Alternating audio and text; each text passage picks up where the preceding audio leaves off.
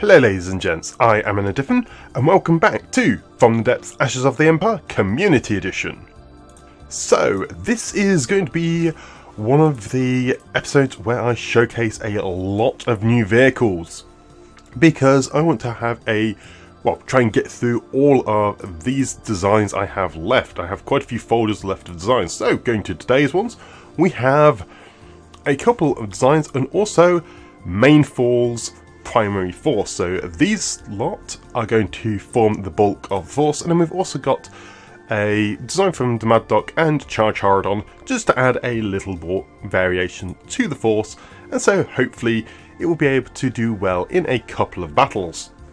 Unfortunately, I'm not too sure how well this is going to work in terms of episode length, so bear with me and we'll see how it goes. We'll play it by ear, as it were.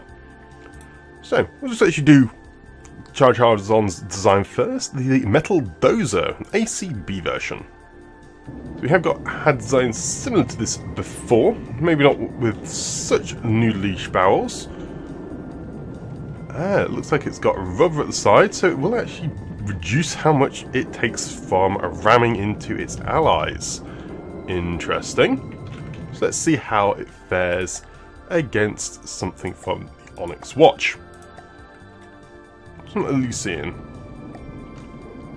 Its turret is fairly slow turning, it seems, and has a tendency to turn itself over when it turns.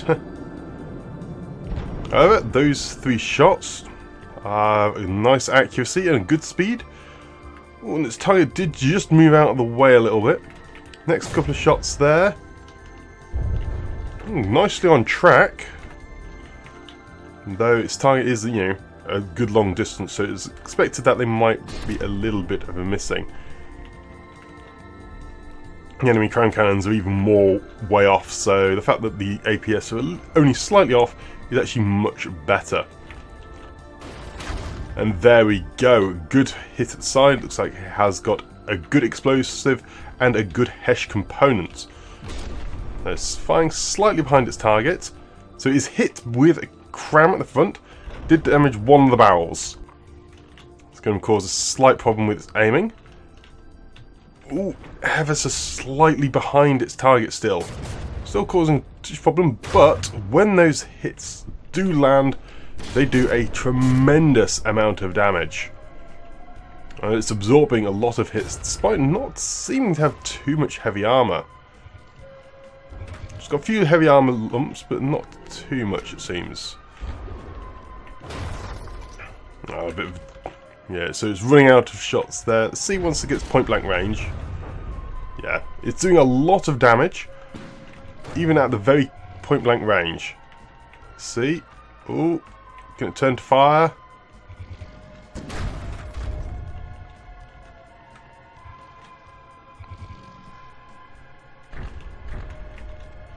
Still missing a little bit, so I'm just going to spawn another one in, because I just want to see how much damage it actually does when it hits full on. Okay, just detonate its own barrels then. Okay, whatever. Shows detonating a little bit early, but no, when they do hit though, yeah, a big explosive and HESH component is going to absolutely shred anything, and this will be very good against even large targets. So something I do need in this force, due to the fact that I have, not that much in the way of damage. Next up, we have the Manticore Rocket Artillery by the Mad Doc. So this is one of my favourite, actually my absolute favourite, missile system from 40k, the Manticore missile. Oh, these are actually mini nukes. I thought these were going to be mini nukes. It's just several powerful missiles. I was meant to have spawned this in a lot earlier. I literally forgot where it was. So, sorry about that. We'll see how it does. It is more designed for the weaker stuff, because when it was submitted, so sent against the Taipan. Several high going missiles. And coming down. I think they might be lure guided. That was a bit of a problem, because I was just going to stop lure designs, wasn't I? Yeah. So it does have a lure box which allows it to do that really high arcing missiles. Let's just send it against the house just so I can show you just what that does. So they fly right up very high and then they can arc down straight down on top of their intended target, making it very difficult for anything to counter them. Very effective design, because even if it runs out of fuel on that downward descent, it will almost always hit its target. And hopefully the lure, because I'm not going to be keeping them around too long, I won't have the problems with all the lure I was having prior. So moving on to the main bulk of the force, the Mainfall's designs. First up, we have the ARA class heavy fighter, the Flying Fortress. So we've had several designs similar to these ones previously, and so now we just have essentially the bulk of them. So we're going to send it against one of the Steel Empire tanks. We'll send it against the Scarab, I think.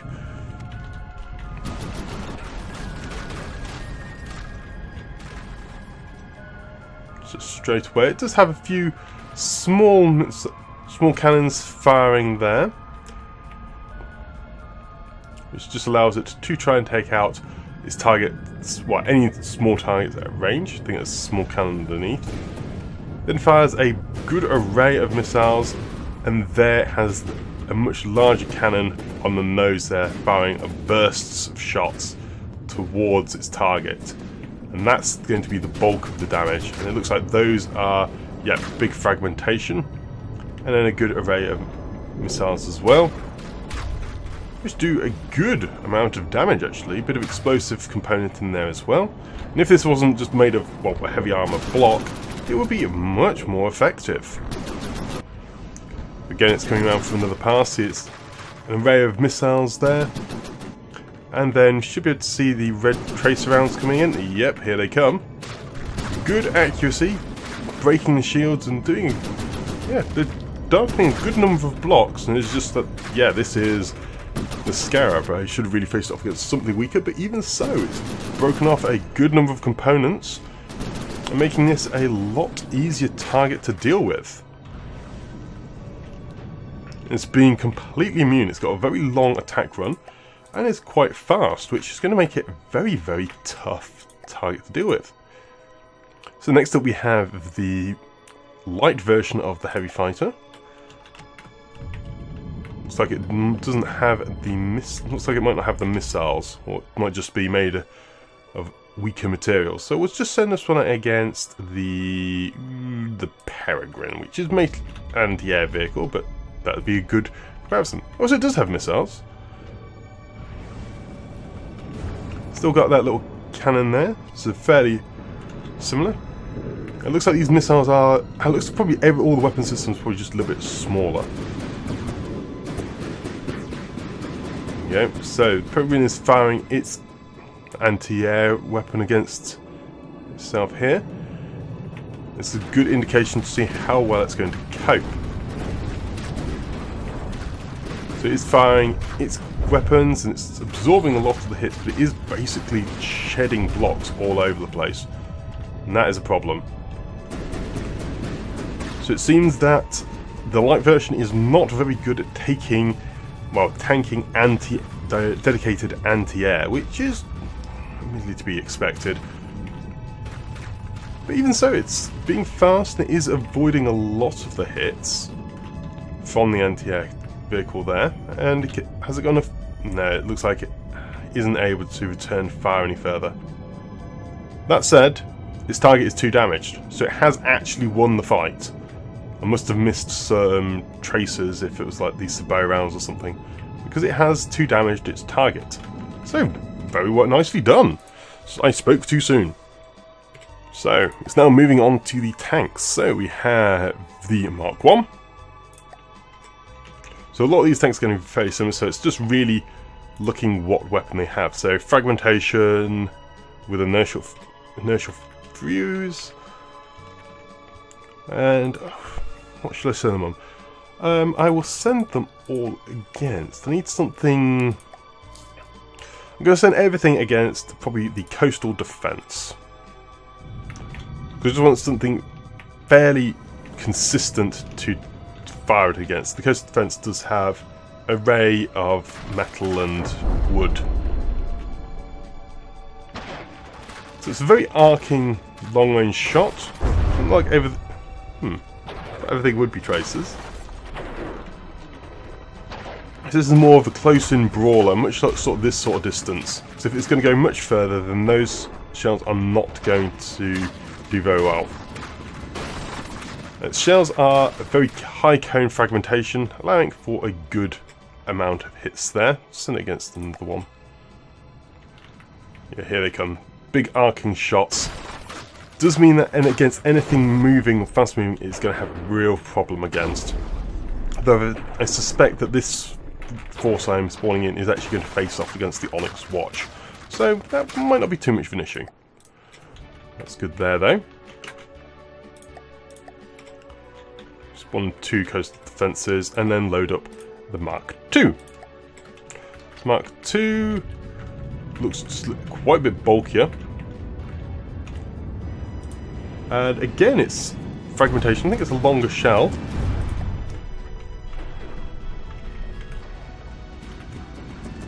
Oh, a lot, yeah. Faster rate of fire, lower arc, and what looks to be a lot higher rate of fire.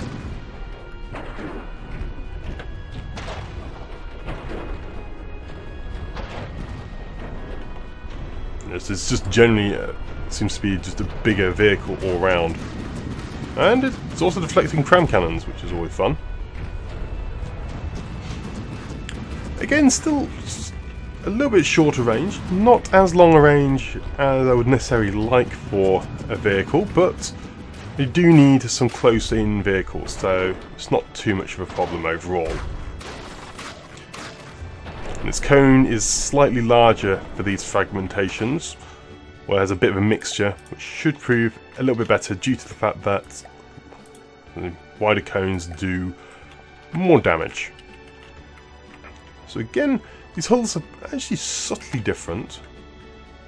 Again, this one, fragmentation, still 4 shell modules. We'll see how this one fares. 2 coastal defense and a cannon.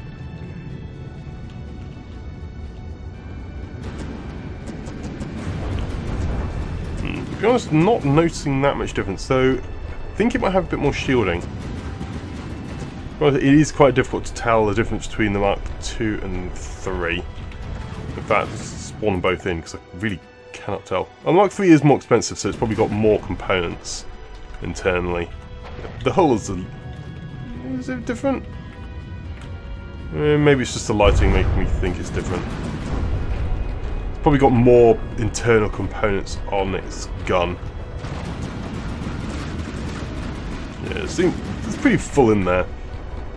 And it is firing faster, so yeah.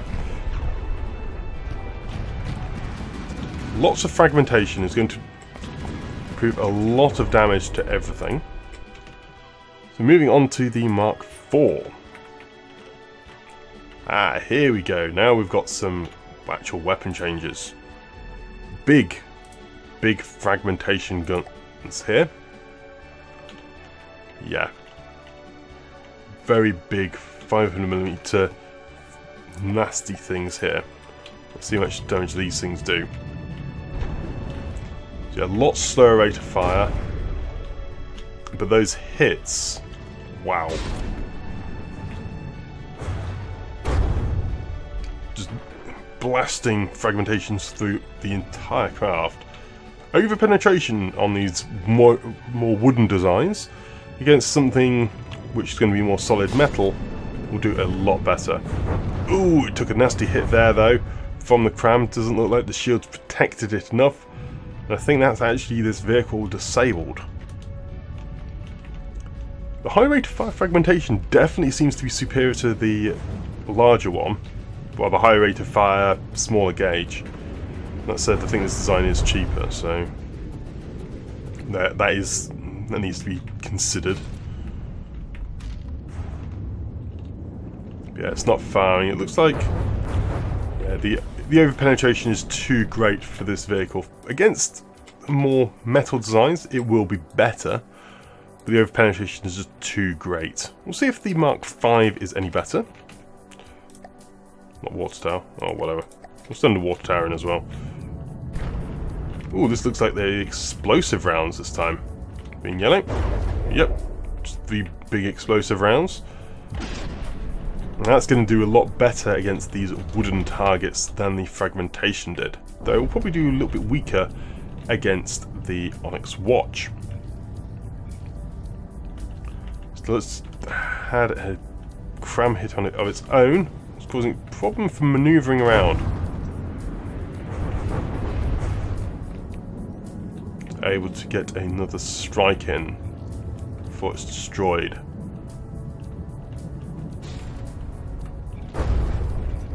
Doesn't look like it's going to be able to. We might need to spawn a second one in, just so I can see how it operates in combat. Nice hit though. Good accuracy against, well, a stationary target. This rate of fire is actually a lot better compared to the one which must have had its shells detonated or vented internally.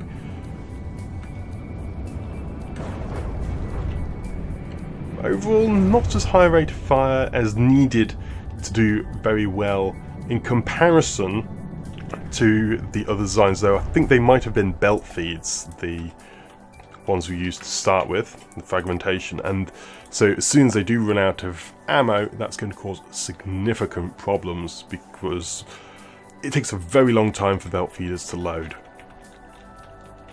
Moving on to the next design, I think this is likely to be the Hesh version. Yep, this one is the Hesh version, going to be absolutely useless against the target of the Seabird Cannon Fortress and the 2 coastal defences, because, well, it's Hesh. It's going to be fragmentations of wood. Instead, it managed to hit at the metal base and then spawning throughout the entire thing there, blowing out the whole back end of its target.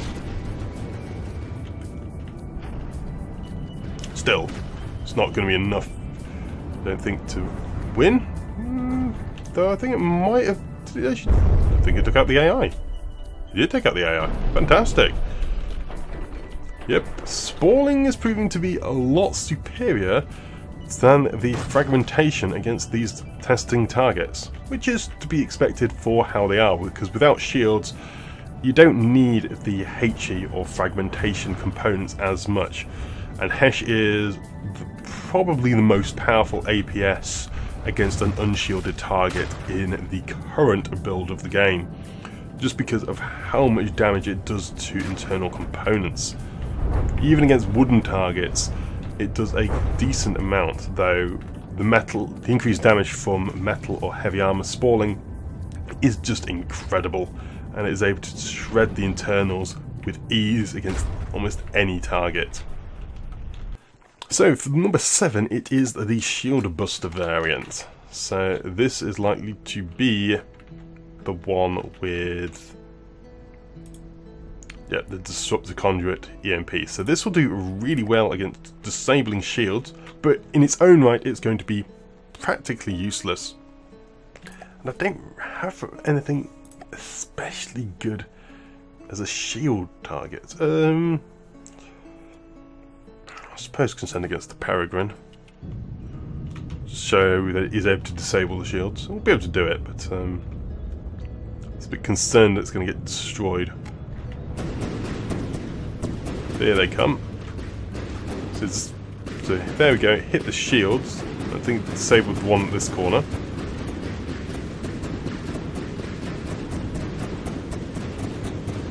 There you go, you can just about see that they have, that the ones at the front have now been disabled.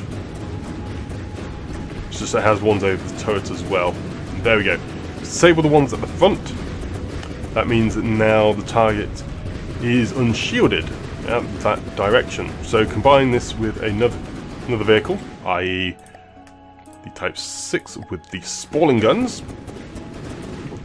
And now this, the spalling, bang, straight at the front. Spalling goes inside, breaking up all the components internally there. But it this is a fleet vehicle. So there we go. Shield bounced off the shell there because it is actually circling its target. Now they're working back in the same direction, so hopefully, no, it's going to be a little bit late. Or hits that. Still, they managed to desync with each other. So fortunately, I don't think the Hesh rounds are going to do enough damage there. No, it looks like they've desunk a little bit with their rate of fire. That said, it's coming back around the front there, which has already had its disabled, and there we go, a big hit. Just shows the difference against the shielded and unshielded side. So this side was the unshielded one, was the shielded side, this side's the unshielded, and as soon as the tank gets around, absolutely massive amounts of damage. That's the power of the shield busting vehicles. I personally like having my shield disruptor rounds in the same gun as my main weapons, so that it's a mixed munition. So the majority of the shots will be the normal shell, and then every now and then a couple of EMP disruptors will be flung out as well, and they will cause a lot of extra damage because it's all based on the same gun. You don't have this situation of, like in that, the gun's firing at slightly different points on the craft, which means that then nothing happens. So what's this version 8? I guess it's going to be squash. Oh no, it's AP capped solid warhead HE. Yeah, okay, it's like a failed APHE. Used to be a good round, but I have a feeling now it's not going to do so well. But we'll send it against the same testing target I was using before, the 2 defences and Seabird cannon. It's like lots of little explosions. I'm not too sure if the AP is actually doing anything, because previously, I suppose before the explosion update, as soon as the AP hit its target, as soon as the actual explosive round hit its target, any armor penetrating shot was wasted and just lost. But not if it was hollow point. So this will probably do more damage if it was a hollow point round. Still, against these nice wooden targets, it's doing a good amount.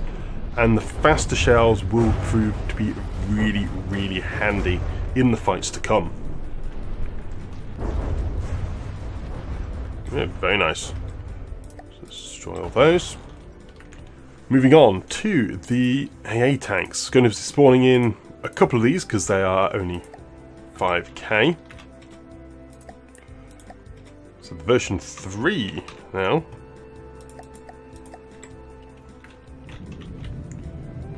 So they should be able to burst fire their shots soon. There we go. Yep, big bursting shots there. Fragmentation, but again, it doesn't look like there's an inertial fuse, so a lot of the shots are pinging off the metal of its targets. So when they do hit, they're doing a decent amount of damage, but could probably have done with an actual inertial fuse to prevent it from bouncing off these metal components here. Have you seen it? That's reducing the damage by a considerable margin. Though, they're small, fast targets, and they aren't taking too much damage despite being hit by missiles and shot at by cram. The missiles, though, will eventually kill them. But they're doing a good amount of damage and avoiding the cram shots very, very handily.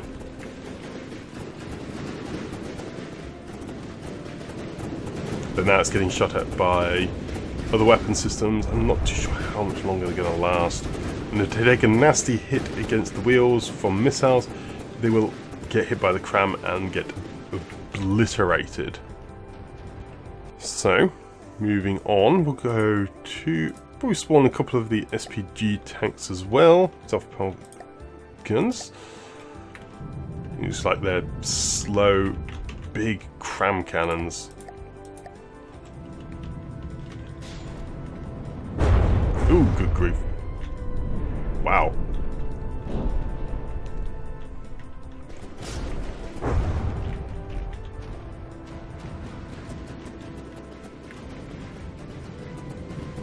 So yeah, crown cannons hit these hard. But they have a crown cannon of their own, which does mean they can do a ridiculous amount of damage if they hit. And yeah, almost completely one-shotting these turret defences on their own there.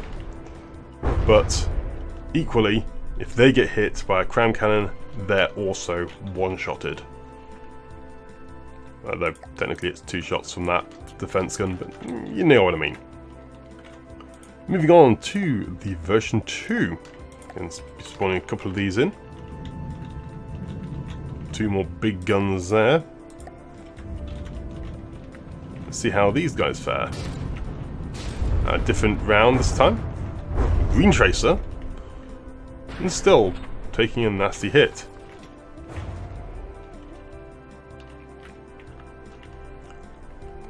The accuracy isn't too great, but with all 4 of them in a force, that should prove to be nice. We'd like to see one hit its target, its mark though, come on.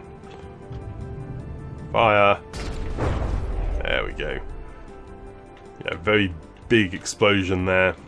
Just blowing a hole straight through. I think did it take out the AI? Yes, it did take out the AI. Very nicely done. And then when it's not facing against crown cannons, I'm sure we'll be able to take out these two designs by itself easily.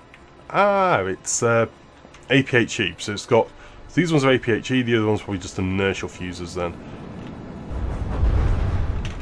Absorbing a lot of hits there.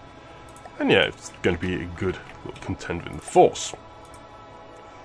Finally I have Tingo Boom, which, yep, is just the top part. So yeah, that isn't actually designed. Whoops. So that is actually going to be the force I'm going to spawn in. So I'll go into the main game and actually spawn them in. Though to be honest, I've been going on for almost 30 minutes now already. Well, once I've cut it down, it'll probably be around about 25, but I can't really just try anything new here, can I? So I will jump over to this force, move over to here, and then I'll spawn in all the new designs. I shall spawn in 2 Manticores. Spawn in the Charodon's design, then all the way, then all these ones from Mainfall as well. So we've got the 2 heavy fighters there, then we've got a lot of the Arot heavy tanks, and these are going to prove a very nice force when they all work together to spawn them all in. And by the looks of it, I should be able to afford everything. Now, some of these are quite expensive. It says for 20 of everything, so that's good. Apart from these light tanks, which says can spawn in a lot more than that. So all of this force here, I'm going to merge these into a single force, pull all, and then repair all of that up. So I've kind of got a bit of a problem here. Can move the Benny Blade, all these forces down here, because that can stop this can actually join into this combat soon, which is good, though not with the new force I wanted to utilise. But that's fine, I guess. I was going to end the episode without having a battle, but that just seems cheap. I know the episode will last a little bit longer than I normally like, but I think you need to do that. Right, so the response force, which I moved up previously, is actually going to attack the enemy Onyx Watch, which is not good. I think they're going to lose, but we'll speed through this battle relatively quickly because, yeah, I don't think they're going to last very well. There was a small weak force against a very potent Onyx Watch group. So looking at the force layout, we do have them surrounded, but that isn't always a good thing with Onyx Watch. A couple of designs are being flung up into the sky, but yeah, we've got several big designs. I might have to try and jump in and capture as much as possible, but we will see how it goes. Yes, so the battle is beginning, and straight away the particle accelerator shoots our own vehicle in the back. Awesome! What's a bit weird is because this force doesn't really have any of, well, basically one of Char-Charadon's massive vehicles, the chrome cannons are being fired at all directions, which is going to spread the damage out a lot, but also expose a lot of the weaker vehicles to a lot of high damage cram. The Gatler, I think it is, there doing a huge amount of work, doing a lot of damage, and also tanking the hits very nicely. The other designs have taken a reasonable amount of damage, a fair few of the shields have been disabled, and particularly this one from Richard Dastley there has taken a very nasty hit, so just jump on it to try and repair it, and the turret has been popped, hence why it is doing so poorly in terms of health. Still is doing an okay amount. I'd just think, oh actually, I'm right next to an enemy, let's try and do a couple of captures. There's 3 vehicles right next to each other, perfect opportunity. So just trying to jump on my own vehicle and then leap inside the enemy tank here. And there's a hole, so just quickly pop in, destroy the AI. Very easily to walk over through to the AI. And again, trying to find a way in to this one here as well. Again, not exactly difficult. You know, there's a couple of beams of wood I need to break into, and then yeah, quickly find way to the AI, a couple of shots into the rear there, bam, another one captured. Very, very easy. Just looking around then, well, a few of our designs taking a bit of damage, but all in all, doing very nicely, and getting stuck in the vehicle. This happens a lot. But just trying to jump in, and again, oh, AI destroyed, fantastic.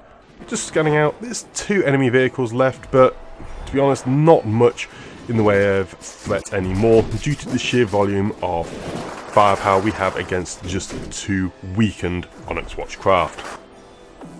Excellent. That battle went fairly easily. Managed to capture a few designs there, and actually didn't lose anything. Got close to losing a couple of our designs, but otherwise it all went well. The only things we lost were the things we captured in that battle, which was a couple of onagers, a couple of Lucines, I think it was. Excellent. That just adds extra resources for this combat force here, which is basically up to speed. The shield buster is unfortunately not complete because it was over volume, but no matter. We'll send this into the battle, and we'll do that next episode. So thank you very much for watching this episode of From the Depths, Ashes of the Empire with myself, Anna Diffin. If you did enjoy the episode, please leave a like and or comment below, as it is always great to hear from you lot. Otherwise, that's it for me for now, and I shall see you next time. But until then, I'm out. Goodbye!